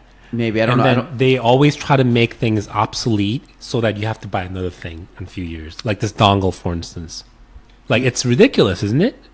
You don't have to deal with that kind of stuff with Android phones or with PCs. Well, I have that, and I have.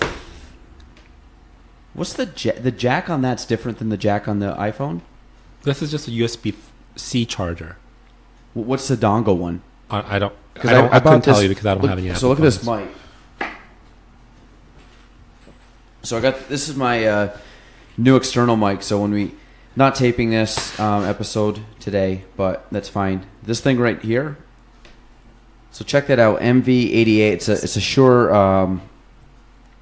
No, that's not gonna external mic like that. Wouldn't go into a Samsung. No, I think this is like an Apple thing, right? I don't know, but I mean it's from Shure, so it's compatible with an Apple. Yeah, that's not compatible with my. So I'm sure I could probably put this.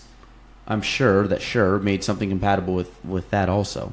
Maybe. This actually has very good sound. So if I pop this thing off, which is just the wind cover, it's like this little mic. So these are actually like pretty heavy duty mics here. I got to actually here I'll show you. So this goes here. It's like you can angle it different ways, but it's got a very good mic pickup as basically a shotgun mic. I was talking with a couple of friends the other day to improve the sound quality. So if you listen to this back, and of course we're on episode 33 now, that when we listen to, have you listened to any of these? You haven't. I know you haven't. No, I have not. You don't care. That's okay. No, but what happens is when you're talking, you see how far back your voice travels before it comes back. And I was talking to a couple friends, and they said because I'm always facing this direction, so people that aren't here, the wall that's behind Sanger is about 7 feet from me, maybe.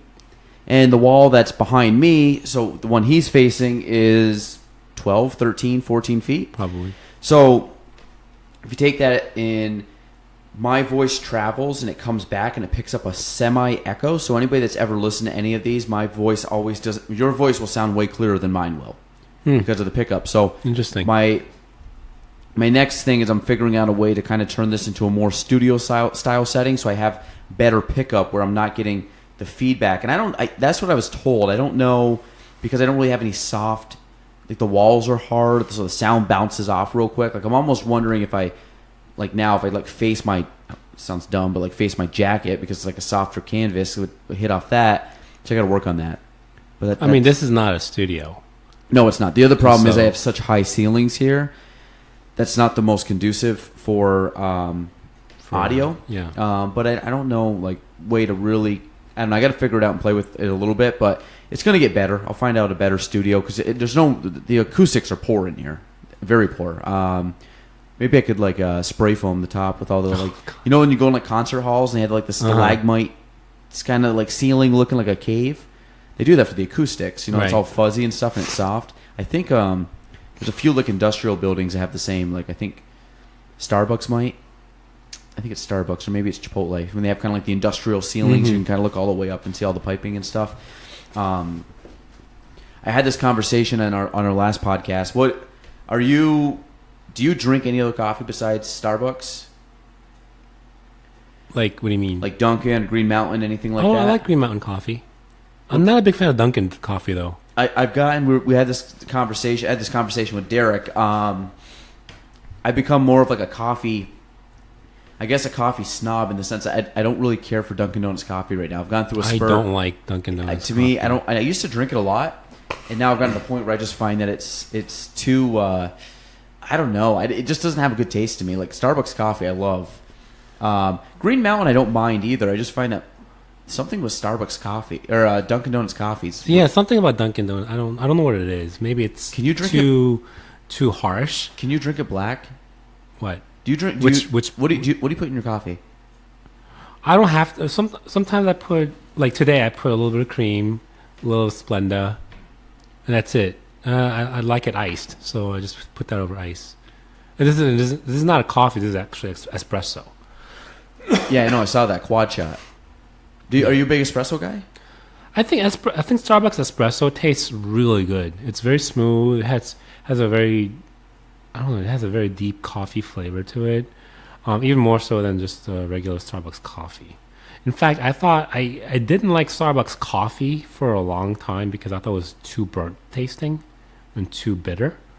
But the espresso, sort of is much less bitter to me. It's less harsh. So I really like it. Because I have gotten used to the Starbucks espresso now, I would drink Starbucks coffee, but I think I still prefer the espresso. You don't have a coffee maker at your house, do you? I have a Keurig, but I haven't used it in a long time. Do you like Keurigs? I have one here. I hate it. I used to like it when I first got it, and then I decided I like espressos better. Do you have an espresso machine? I don't. Larry gave me an espresso. I've been working on it. I'm not very good with it. The other thing is, do you need a certain type of bean? I haven't researched espresso enough. Do you need a certain type of bean, or is it just more a concentrated coffee? I think espresso is not. I'm not really sure, but I think it's actually the way you make the coffee itself. Espresso, I believe, is more. It has to be steamed at a very high temperature and pressure, versus coffee. So I think it's not so much the beans as it's the method of creating the drink. So I think it was a Japanese brand. I don't know the name of the company, but do you have an espresso maker? I do. Oh, I do, but I don't know what type of beans it really needs. So usually all I do is I just really press down in like the little cup or whatever that you put it in, or the little filter thing. I press down on just normal grind, so it's just a more like packed in coffee. So if you put like a drip coffee, you put it in the filter, and it's kind of loose and just stacked up. This you would actually physically press down onto it, so the drip would be there's more concentrated. You're going through basically this less amount of water is going through more coffee, so it comes out as a stronger flavor. But I've done that a couple times. I'll just put like hot water and make like an Americano. Yeah. It's pretty good, but so there's this coffee machine that's out of Japan. I was told about it by a friend, and he had said that the reason that a lot of these coffees taste better is because they heat it up at such a high point of like the drip comes through at such a higher excuse me temperature. That like usually if you get like a coffee mate or Mr. Coffee kind of thing that comes through and it's not that hot, it drips through and also they heat from the bottom, so the bottom of the coffee gets burnt. Where something like this or something you see at Starbucks, it heats it at a much higher rate. It goes through and you can basically it's self heated in like a double insulated almost like thermos. So the idea is that you can, and it's a pretty good investment for a coffee machine. But I'm looking at possibly getting one, not for here, but I'd like to get one Well, actually, I should say not from home. I mean for here, like at the office, because I'll make more coffee here. A lot of people like the Nespresso machines. And they're not too expensive, I think. Yeah, I don't know which one I have. Like I said, Larry gave me one. When Larry was moving, he was like downsizing, but he was getting rid of a lot of stuff. And he had one. We were in Madison. He just didn't want to take it back, so he gave it to me. So I took it back, and I have it. I just got to kind of like understand it a little bit better and kind of do some research on it. I tried doing a latte, and I didn't realize that you got to put the sprayer, like the steamer, actually in the liquid. Because if you don't, it just blows steam and blows milk all over the place. So I learned the hard way. Ellie ended up telling me basically that I was, she had worked in a coffee shop before, and she was telling me the proper way to do it, and I was I was completely not doing it the proper way. I wouldn't know what to tell you because I've never made any espressos myself either. So, well, that's just something I got to kind of work on. But I'm hoping at some point in time that I get a full-fledged like little coffee bar going on at the office. That'd be my goal. Wait, isn't this your office? This is my office. This is it. This is where the magic happens. So you're gonna put an espresso machine in here? Not here. Probably in our next space. Oh, are you moving? Potentially. Okay. And we are, yes, but yes, but it's gonna I'll have more space. Okay. So that will be cool. I'm gonna get a little better. I just don't like the Keurig. I might sell the Keurig. Maybe I'll leave it just for people to get like a quick thing, but I'm not a big fan of it. I don't like the taste of it. I think it comes out kind of artificial. So saying we met at CrossFit. Yeah. Give us your background. Why did you start CrossFit? Why did you go to CFP? Why you've stuck with it? Well, I've never been an athlete. I've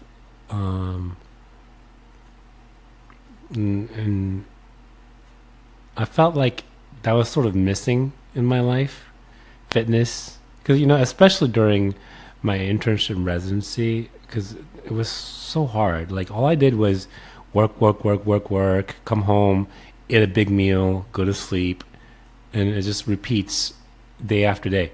And so I never really, especially after my residency was over, I was just like really overweight, really heavy, really out of shape.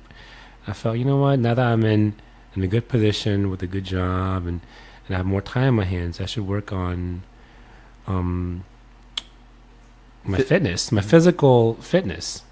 And so thing about CrossFit that really was good for me was the fact that every day you're doing something different, and I felt all the movements that we were doing were very functional and very useful.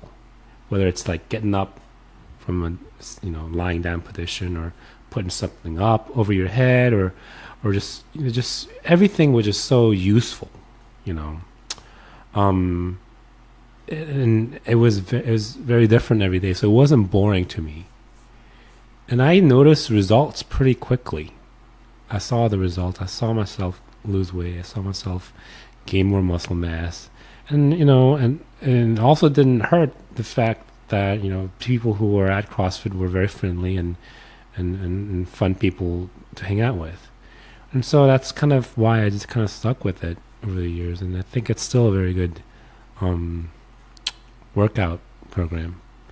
So you've been doing it since, did you start in 2015, yeah. You did start then. Yeah, you've been doing it 4 years now? Mm-hmm. Jesus, okay. I don't look it, do I?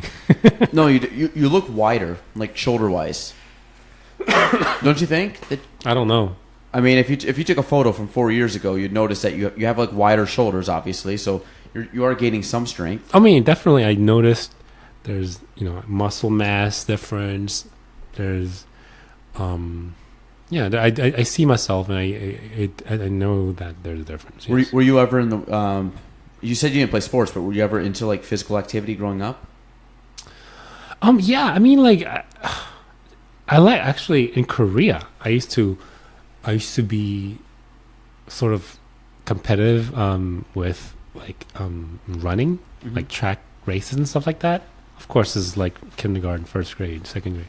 But I used to love doing those things. We had like a field day every year, and I would always like, not train for it, but I was always looking forward to those things. And but But and you know what? In Korea, I actually played outside a lot. Whether it's, you know, just having races or just kind of jumping over fences or climbing fences or whatever. I used to do crazy things when I was a kid. But when I came to the U.S., I just couldn't do much of that because number one, it was super hot outside always in New Orleans. I mean, it's too warm for you to do anything physical down there. And so you're staying at home mostly in a conditioned setting, playing video games. And so I got a lot less physical when I came to the U.S. So I gained a lot of weight when I was a kid. And the other thing was a lot of the games that kids played in the U.S. were very different from what I played when I was a kid in Korea. Like everyone was into things like football or you know, baseball or whatever. And those were things that I wasn't very familiar with. And so I just wasn't into those kinds of things. I did like kickball when I was a kid. I like kickball. I like dodgeball. Did you get hit? Were you good? No, I wasn't good, but I still liked it. But we only played that, you know, up until maybe middle school. And that's pretty much it. And PE became very different. PE class became very different late middle school and into high school. So, yeah, I never really got into any of the sort of the games that American kids played, which is kind of sad. I think I might have liked it, but gosh, kids nowadays are so competitive. Like I see my cousins, younger cousins, and they're all swimming and they're playing football or baseball, and I'm just like, oh God. It's become like it becomes so competitive that it becomes, to me, kind of it wears me out just like watching them, sort of. Do you follow like pro sports, college sports? Not really. I mean, from like I think right now you're getting, because things are a little more tough to, like I grew up playing all the sports. Like I played every season. I played a sport. Now it's like you're finding if you want to be good at any sport, you have to really pick one and focus on one, which is right. What we did. At least in our high school, we did that for soccer, and we always had very good baseball teams growing up as kids. But as our focus shifted, I mean, pretty noticeably to soccer. When we got to high school, our baseball faltered. We easily had a team that, at least back then, God, probably from 6th, 7th grade on, all the way up to probably like 9th grade, we were mowing down teams. We got the 10th, 11th, and 12th. We were competitive, but our pitching never really developed because we were playing soccer, and we could always hit the ball well because we had a lot of athletes on the team. But when it came down to just pitchers being, having the stamina and development of playing kind of those long games, we just never did, or many innings or getting the velocity up. They just weren't putting in the time because we were focusing more on, playing soccer 10 months out of the year in some shape or form, and indoor or outdoor or travel. But I think you got to do that nowadays. Like you're seeing a lot more like one sport kids than you are like three sport kids. You may have one that plays like a soccer and a baseball or something, but a lot of kids are taking seasons off, or they're playing travel, or they're playing something like that. But yeah, I don't know. I mean, you said swimming. I would think that swimming would be a pretty competitive sport because it's an individual sport. It's not like you rely on anybody Mm-hmm. So I find that, and also too, I think we're sheltered up here in athletics because of the sizes of the school and the population and stuff. Where if you go down to, like, I'm sure Louisiana, just outside New Orleans, had. I mean, how many kids you graduate with? I want to say maybe like 300, 350. I don't really know. Oh, it's fairly big. I mean, I don't know if we'd have that big up here, but I think my high school had 1,500 kids, so it might be. But I think the freshman class was the biggest, and I think people kind of drop out as they get older. So I think maybe it was more than 300, 350. I don't really know, something like that. But my high school about 1,500 kids, so whatever that means.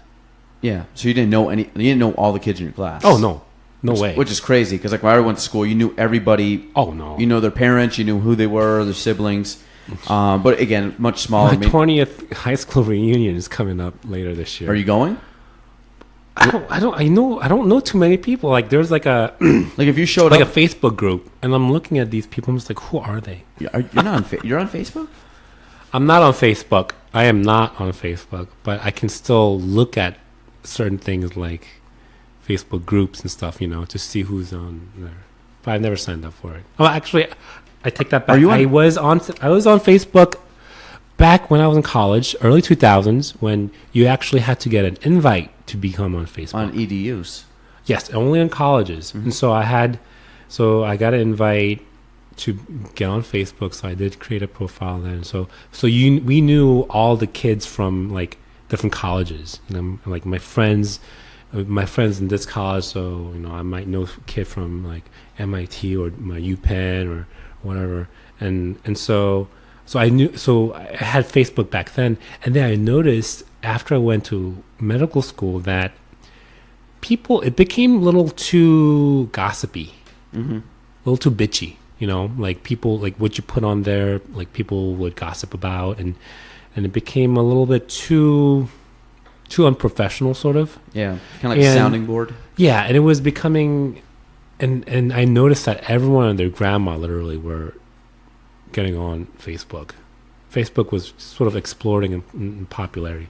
So I was like, you know what, this is really silly. I am not spending my time on this anymore. So I got rid of my Facebook account after my first year of med school, which is I think in 2007, 2008. So it's been like almost 12 years since I had a Facebook account. I think I got Facebook when you got off Facebook. You're not on Instagram either. No, I'm not. I'm not on anything. You're on Snapchat. Yeah, barely. Yeah, that's true. You never snap back. No, I snap occasionally. Occasionally. So that the same reason you're not on Instagram and Facebook, just because of.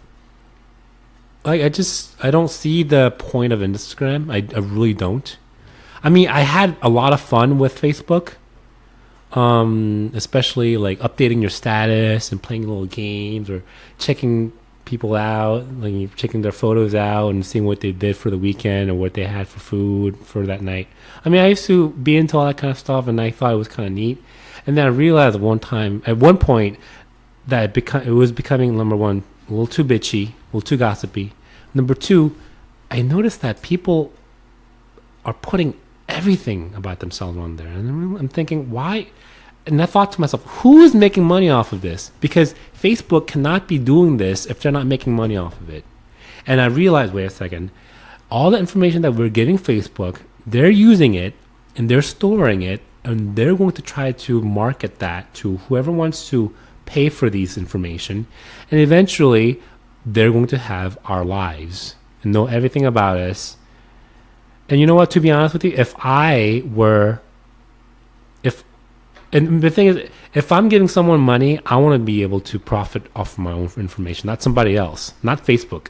If I give Facebook money, I want to be the person to get money off of it. And so I said, you know what, this is really stupid. I am not giving other people my information so they can make money off me. So that's another big reason why I got off Facebook.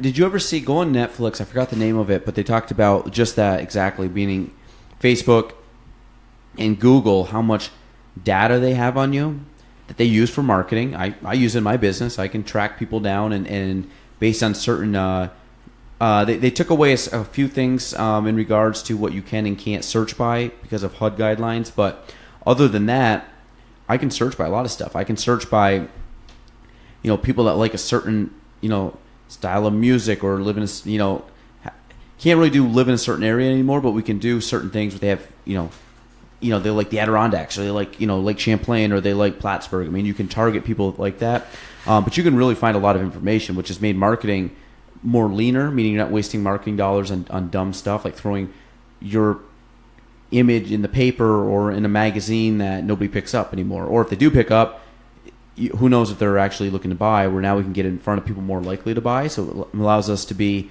a little more strategic and efficient with costs. What was I going to say? From a social media perspective, I think if I wasn't in the field that I'm in, I don't know if I would really have much social media. I really don't think so. Mm-hmm. Because I find that, like, for me, I've turned, like, social media to me now is, I don't get much enjoyment out of social media. I get more enjoyment out of, like, watching, like, stuff on YouTube kind of thing. Mm-hmm. I don't really get much enjoyment going on Facebook or going on Instagram, I put out way more content on both platforms than I ever consume. Mm-hmm. Meaning most of the time I'm on either of those platforms. It's me putting something out, then me going back and engaging with people that left comments or things like that. But I use it very much as a strategic business tool than I do for entertainment purposes. And I'm very rarely on my own.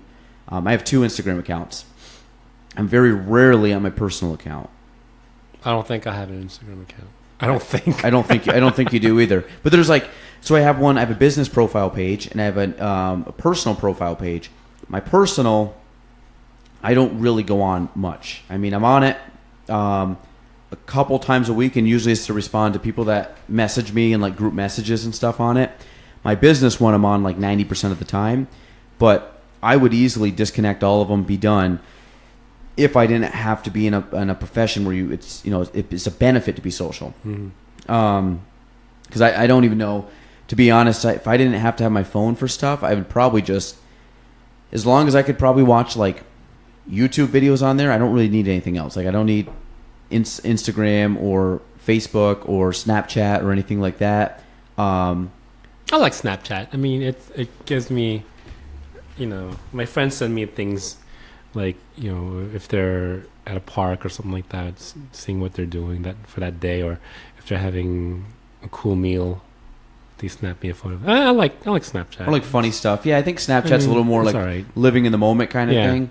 And it goes away very quickly. Yeah, and I think like Instagram for me, like a lot of stuff I do is very strategic. So it's not, a lot of it is I've got a system and plan as to why I'm putting stuff out and when I'm putting it out and how much I'm putting out and who I'm tagging and where I'm, what I'm hashtagging and stuff. Like it's all very, very planned out and calculated.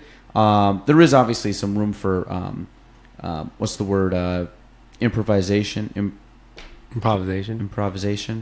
There's some room for that, but a lot of it is I try to stay very structured in how I edit and things like that, and photos and what they look like, and the general theme of my page. But it kind of is more of a nerdy thing. But I mean, other than that, I don't know. I think I'd be like you. I don't think I'd need it. Facebook, I'm very rarely on.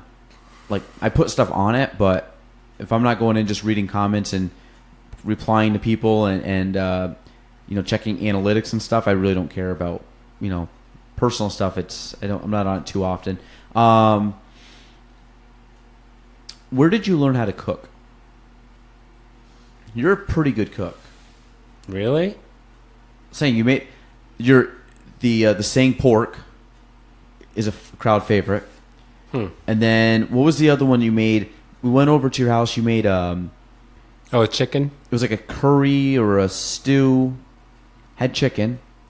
Well, did I make curry for you? I may have made curry for you. You had chicken teriyaki. Right. And then you made like a curry. I may have made curry. It was like a curry stew. Yeah. And we had it on rice. And you had potatoes in there and you had carrots. Did you like it? Really good. Yes. I'll make that again for you. Did you have meat in there? Yeah. Usually pork or chicken, usually. Okay, because I think you did that, and I think you had chicken teriyaki as like a side. Oh, yeah, I must have. I'll make that again for you. Where did I learn to cook? Just read the back of the package. Is that it? Or, but you got to the point now where you know what you're doing. I mean, I don't think I was a good cook. Like, I just kind of, when I was younger, I watched what my mom was doing. Sometimes I would help with the kitchen. And, but nowadays I just kind of watch YouTube videos and see what they do. Just kind of follow recipes. Sometimes I will improvise, if they say, make this very savory. Sometimes I think, how about if I make this a little sweet and savory, or maybe a little spicy and a little sweet and savory. So I just kind of do a little improvisations and things like that. And those are, anyone can do. I don't make recipes that's too complicated. I usually just watch YouTube videos about people cooking and I make notes to myself whether I could do something like this in my own kitchen or not. And then I just kind of follow the recipes. I'm not. But if you like that curry chicken or curry pork dish, I'll make that again for you. I like that. I like that. I think Zach's had it too much that he doesn't care for it. No, did he eat it? He eats it, but he's not like crazy about it anymore because I made it so much. But he's not in general crazy about curries.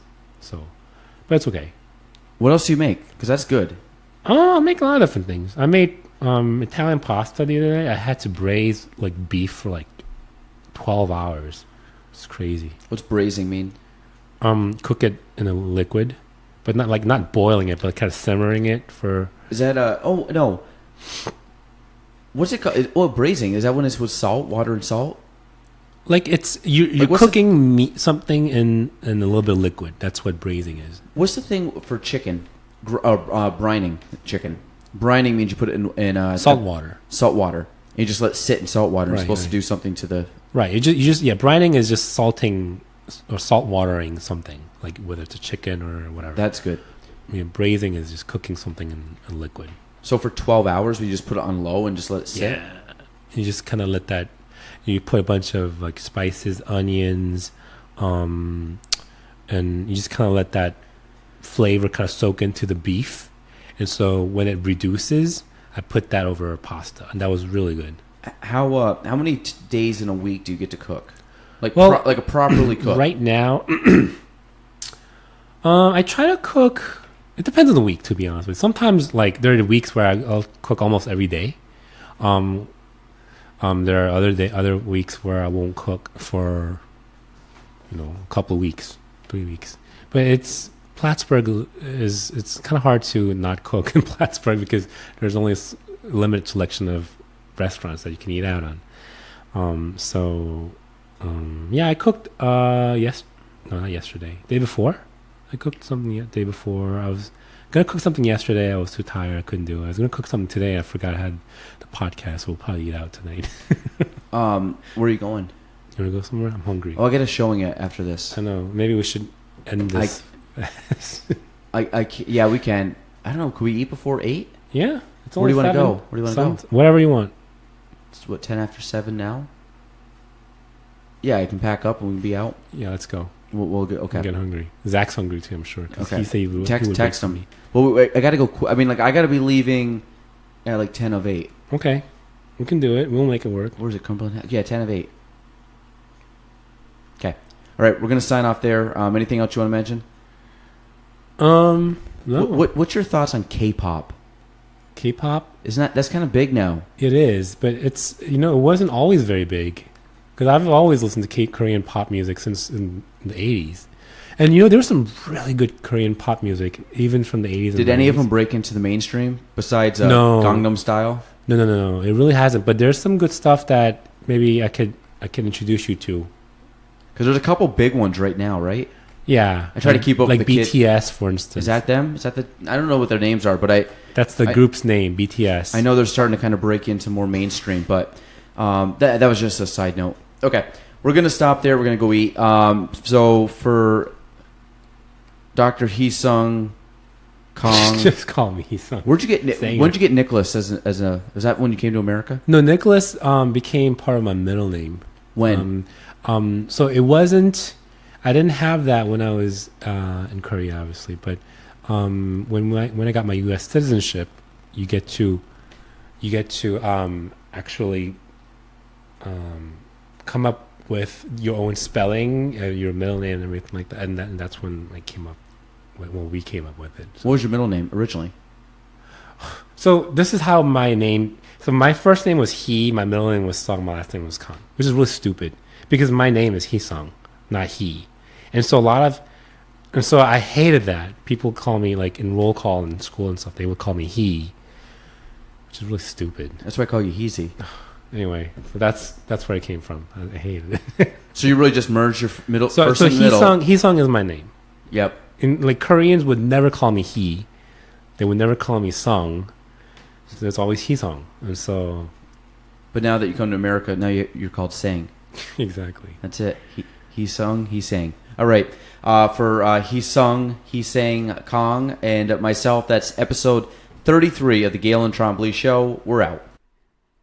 Thanks for listening to the Gaelan Trombley Show. If you want to reach me, you can go on Facebook at Gaelan Trombley, on Instagram at Gaelan Trombley, and on YouTube at Gaelan Trombley. The spelling, GaelanTrombley.